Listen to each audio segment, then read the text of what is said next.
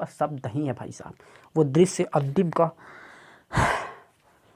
वो अंतिम का दृश्य देखकर। जय हिंद दोस्तों, कैसे हैं आप लोग। हाँ, मैं बहुत लंबे समय के बाद आपके बीच हाजिर हुआ हूँ। दरअसल हुआ ही यूँ है कि मैं पिछले दिनों में हिमालय गया था, बाबा केदारनाथ से भेंट हुई, तो वहाँ की वादियों में मैं काफ़ी दिन बिताया, तो इस वजह से वीडियो कंटिन्यू नहीं आ सका।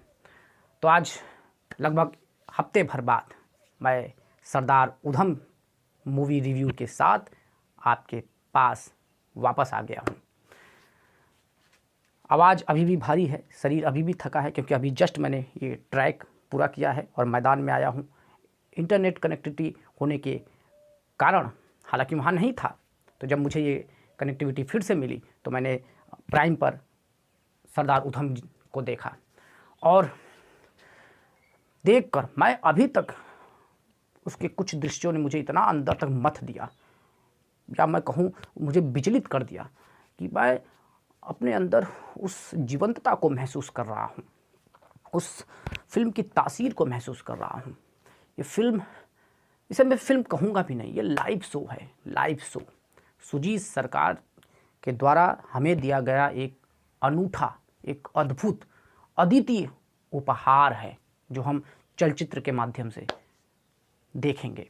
फिल्म की बात करने से पहले इसके जो बेसिक प्लॉट है, जो स्टोरी है, उसकी बात कर लेते हैं। ये एक रियल इवेंट है, एक रियल घटना है। जैसा कि उधम कहते भी हैं अपने लास्ट टाइम में उस डिटेक्टिव से, कि it's just foot note in your history book.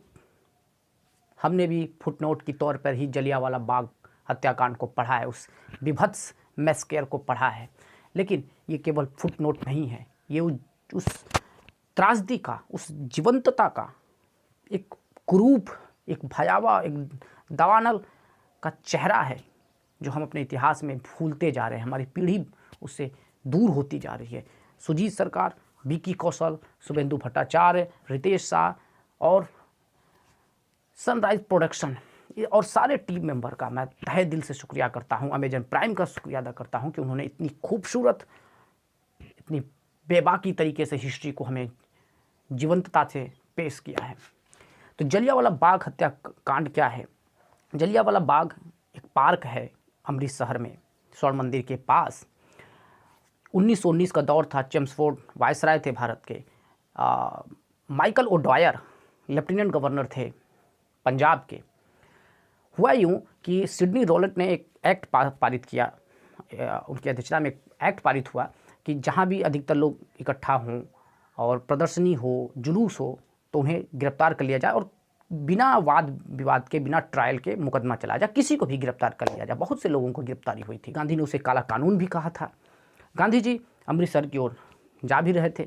कुछ हिंसक झड़पें हुई, कुछ यूरोपी उसमें मारे भी गए, तो मार्शल लागू कर दिया गया पूरे पंजाब में, उस हिस्से में भी जहाँ वो जलियांवाला बाग था। सत्यपाल और सैफुद्दीन किचलू की गिरफ्तारी हुई। उसके विरोध में कुछ लोग बैसाखी के दिन, 13 अप्रैल का वो दिन था 1919 का। बैसाखी एक पावन त्यौहार होता है, जब हम जैसे हमारे मैदानों में उत्तर भारत में हरियाली की पूजा होती है, वैसे पंजाब में, उस रीजन में, पंजाब हरियाणा में फसल जब नए आते हैं तो उनकी स्वागत के लिए बैसाखी का पूजा होता है। तो ये बैसाखी का त्यौहार बहुत सारे लोग, बच्चे, बूढ़े, औरतें, और ये वर्षों से चलता आ रहा था, सैकड़ों साल से इकट्ठे थे। दुर्भाग्य ये था कि उस पार्क में जाने का एक ही मार्ग था और निकलने का भी एक ही मार्ग था। माइकल ओडवायर ने, लेफ्टिनेंट गवर्नर ने, ब्रिगेडियर जनरल रेजिनाल्ड डायर को ये हुक्म दिया कि वो किसी भी तरीके से इस सभा को, इस जुलूस को, और उनके अनुसार इस म्यूटनी को रोके।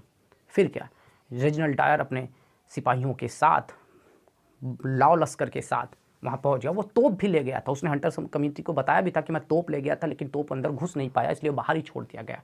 ज़रूरत पड़ती तो तोप भी चलाता, उसकी मंशा ऐसी थी। और तड़ातड़ गोलियाँ चली, लोग लहूलुहान मर गए।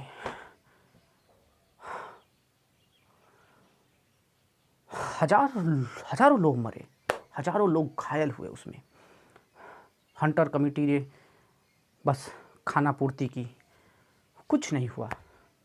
और इतना इविलनेस माइकल ओडॉयर और रीजनल डायर जैसे लोगों के अंदर कि उन्होंने कोई रिग्रेट नहीं किया। 100 साल बाद जब कैमरून आए थे भारत तो उन्होंने इस पर खेद प्रकट किया, लेकिन यार उस वक्त तो ऐसा कुछ नहीं हुआ। इतना इविलनेस, इतनी क्रूरता उनके मानसिकता में भरी हुई थी। यही से भगत सिंह जैसे लोग उपजे, इसी से उपजा एक नवयुवक। मैंने ट्रेलर में उनका कहानी बताया है, ट्रेलर रिव्यू है, आप वो देख सकते हैं। उधम सिंह जो अनाथ हैं, एक अनाथालय में रहते हैं, उनके भाई भी गुजर चुके हैं, कोई नहीं है। एक मित्र है रेशमा जो उनके साथ रहती है, बहरी है, सॉरी गूंगी है वो, और वो पानी लेने के लिए बाहर गए थे और वो बच गए। लेकिन जब उन्हें पता चला और वो जाते हैं, ये दृश्य फिल्म में अंत में आता है, क्लाइमेक्स के रूप में आता है। 162 मिनट का ये फिल्म है, लेकिन 149 मिनट पर जब ये दृश्य उभरता है फिल्म में ना, तो यही उस फिल्म की असली स्वाभाविक मूल प्रवृत्ति है। और इस कुछ समय के दृश्यों ने, अगर आप कमज़ोर हृदय के हैं तो आपको विचलित कर देंगे। ये आपकी आत्मा तक प्रविष्ट हो जाती है। और ये पिछले कुछ दशक में आए हुए सर्वश्रेष्ठ भारतीय फिल्मों में से एक है। मैं इसे सिर्फ भारतीय फिल्म नहीं कहूँगा सर्वश्रेष्ठ लिहाज से, ये दुनिया के सर्वश्रेष्ठ मानवीय त्रासदी को बेहतरीन तरीके से दिखाती हुई फिल्म है। इससे पहले मैंने इस तरह की, इस जॉनर की फिल्म 1917 देखी थी, जिसे ऑस्कर मिला था। उसने भी उस क्रूरता को, उस युद्ध के दवानल को, उस भयावता को इतने अपने कैमरे से इतने मार्मिक, इतने संवेदनशील, इतने शांत तरीके से दिखाया था कि वो सीधे आपकी आत्मा तक प्रविष्ट कर जाती है। और सुजीत सरकार उससे भी आगे बढ़ गए। ये फिल्म कोई हो हल्ला नहीं करती, कोई दिखावा नहीं करती, कोई दंभ नहीं रचती, कोई घृणा नहीं दिखाती। प्रतिशोध जब समाज का हो जाए तो संकल्प बन जाता है, और संकल्प की पूर्ति के लिए ही न्याय किया जाता है। ये बेसिक अंतर है जो भगत सिंह के द्वारा उधम सिंह ने सीखा था कि कैसे एक क्रांतिकारी और एक आतंकवादी में भेद होता है। क्रांतिकारी और एक क्या करता है कि वो लोगों को पीड़ित प्रताड़ित नहीं करता, वो बंटवारा नहीं करता, उसे अपनी आज़ादी चाहिए, लोगों की आज़ादी चाहिए। जबकि आतंकवादी अपने फ़ायदे के लिए किसी का भी कत्ल गारत करने के लिए तैयार होता है। तो ये अंतर होता है जो ब्रिटिश गवर्नमेंट को समझना चाहिए था। कहानी रितेश शाह और शुभेंदु भट्टाचार्य ने लिखा है। आविक मुखोपाध्याय का ये जो कमाल का सिनेमाटोग्राफी है ना, वो अद्भुत है, वो ए ग्रेड का सिनेमाटोग्राफी है भाई साहब। सुजीत सरकार की इसकी पहली फिल्म में आप यहाँ उसके बाद पिंक, पीकू, मद्रास कैफ़े, अक्टूबर, बिकी डोनर, सब देखिए ना। गुलाबो सिताबो देखिए कितनी सुस्त है, उसे लोगों ने बेकार फिल्म कहा, लेकिन मेरे हिसाब से वो भारतीय सिनेमा में कल्ट है, मील का पत्थर है। सीखना चाहिए फिल्मकारों को कि कैसे कैमरे के पीछे रहकर कहानी को किस तरीके से पोस्चरिंग करके, किस तरीके से उसका पेस आगे करके बढ़ाया जा सकता है। अगर आप फास्ट फॉरवर्ड वाली फिल्में देखना चाहते हैं तो ये आपके लायक नहीं है, क्योंकि आधी फिल्म इतनी धीमे चलती है। ये फिल्म पूरी तरीके से विक्की कौशल, कैमरे का कमाल, लेखक जोड़ी का लेखन क्षमता, स्क्रीन प्ले जो रितेश शाह ने किया है। रितेश शाह इसमें एक एक्ट भी करते हैं कॉपीकर का। एक्टिंग की बात करें तो विक्की कौशल नेल्ड इट, अद्भुत अभिनय क्षमता है। हालांकि इससे पहले इरफान खान इसमें होने वाले थे, वो होते तो फिर कुछ और ही होता लेवल, लेकिन विक्की कौशल ने भी उस जूते में पांव डालकर गलत नहीं किया है। यकीनन वो फिल्म बेहतरीन काबिलियत से अपने कंधे पर ढो ले गए। को सलाम है आत्मा से, और मुझे पूर्ण विश्वास है कि उन्हें नेशनल अवार्ड जरूर मिलेगा, और सुजीत सरकार को तो मिलेगा ही। गजब की काबिलियत उस डायरेक्शन में दिखती है। शांतु मोहित्रे का म्यूजिक, बीजीएम कमाल का है। ये फिल्म आपको देखनी चाहिए। मैं तारीफ क्या करूं, मेरे पास शब्द नहीं है भाई साहब। वो दृश्य अंतिम का दृश्य देखकर आंखें भर आई। मैं काफ़ी समय से इस फिल्म को देखना चाहता था, बड़ा लेट देखा मैंने इसे, अफसोस हुआ कि इतना लेट क्यों देखा। खैर आप इसे देखिए, ये अद्भुत है, अद्भुत है, आपकी आत्मा तक जाने के लिए सज्ज। जब वो पूछते हैं कि एक कंट्री किसी को पनिश करे तो ला लेकिन एक कंट्री किसी कंट्री को पनिश करे तो क्या वो क्राइम नहीं है? कितनी सुंदर बात। उधम उस वक्त बच गए और 1919 का वक्त, और उन्होंने 31 जुलाई 1940 को उनको लंदन में फांसी दी गई। और कारण क्या था? तत्कालीन लेफ्टिनेंट गवर्नर माइकल ओडायर, जिसके कहने पर ये इतना विभत्स मस्केयर हुआ और जिसने रिग्रेट भी फील नहीं किया एक बार भी। इवन विक्की कौशल जो उदय सिंह और शेर सिंह बनते हैं नकली पासपोर्ट पर, वो कुछ समय के लिए काम भी करते हैं as a servant, driver, shoes polish करने वाले उनके घर में माइकल ओडायर के।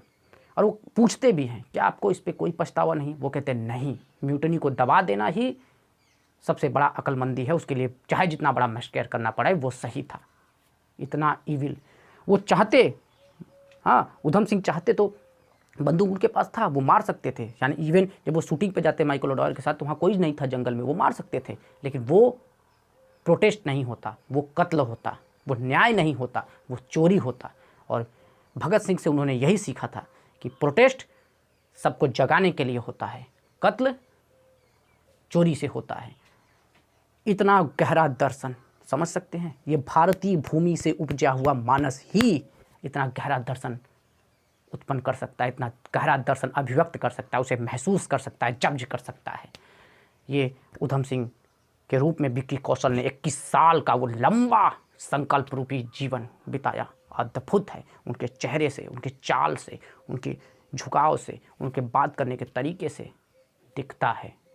इवन जब वो जेल का सूट है, उन्हें जब ज़बरदस्ती भोजन खिलाया जाता है, हाँ, तो ये सब दृश्य उस अफ़गानिस्तान का सीन हो, चाहे यूरोप लंदन का सीन हो, चाहे सिनेमा हॉल का सीन हो कि जहाँ वो माइकल ओडायर फिल्म देखकर हंस रहा है और वो उसे देखकर, वो सीन विक्की कौशल ने जिस काबिलियत से निभाया ना, वो अद्भुत है। और उधम सिंह को उन्होंने एकदम जिंदा कर दिया। 21 साल का, वो आप रोंगटे खड़े हो जाते हैं सोच कर भी, अद्भुत है। भगत सिंह के रूप में अमोल पराशर छोटी सी भूमिका में आते हैं लेकिन प्रभाव छोड़ जाते हैं। माइकल ओडायर जो बने हैं एक्टर, उनमें थोड़ी सी कमी लगी। अगर इतना इविलनेस दिखाना है तो उसे थोड़ा और उसकी आवाज़ में बुलंदी होनी चाहिए, क्रूरता होनी चाहिए, लेकिन वो कई जगह सुस्त और थका हुआ दिखाई दिया। और जो डिटेक्टिव हैं वो अच्छे रोल में दिखाई दिए हैं। रेशमा बनी जो हैं वो भी अच्छी दिखती हैं, वो कोलैबोरेट करती हैं विक्की कौशल के कैरेक्टर के साथ, उधम सिंह के साथ। तो बहरहाल सारे एक्टर अच्छे हैं, लेकिन विक्की कौशल एवरग्रीन हो गए, एवरग्रीन। स्क्रीन प्ले पर रितेश शाह ने और शुभेंदु भट्टाचार्य ने जिस तरीके से काबिलियत दिखाई वो भी कमाल का है। डायलॉग रितेश शाह का है गजब का, और राइटिंग भी उन्होंने किस बुलंदी से की है वो दिखता है। दूर तक फैले लैंडस्केप, वो डार्क ग्रे लाइट में शूट की गई यूरोप का दृश्य हो या धूसर कलर में शूट की गई जलियांवाला मैस्केयर हो, और उस कटे फिटे अंगों को और उस रुधन को, उस क्रुधन को, उस मानवीयता के कुटराघात को जिस तरीके से, उस प्रतिशोध, उस प्रतिघात को जिस तरीके से अपने कैमरे से सुजीत सरकार ने दिखाया और अभिक मुखोपाध्याय ने उसे डिजाइन किया है, वो गजब का है, अद्भुत है, आत्मतृप्ति वाला है, आत्मचिंतनीय है। तो ये फिल्म हर लिहाज से देखे जाने लायक है और कल्ट है, फिल्मकारों के लिए भी, नवांकुर प्रतिभा संपन्न व्यक्तियों के लिए भी, समीक्षकों के लिए भी, दर्शकों के लिए भी, देशभक्तों के लिए भी, और उन व्यक्तियों के लिए भी जो क्रांति और आतंक में अंतर नहीं समझ पाते हैं, उन्हें भी ये समझना चाहिए। तो मेरे हिसाब से अगर मुझे 10 में से 10 स्टार देने हो ना, मैं सब दे दूँ, सब।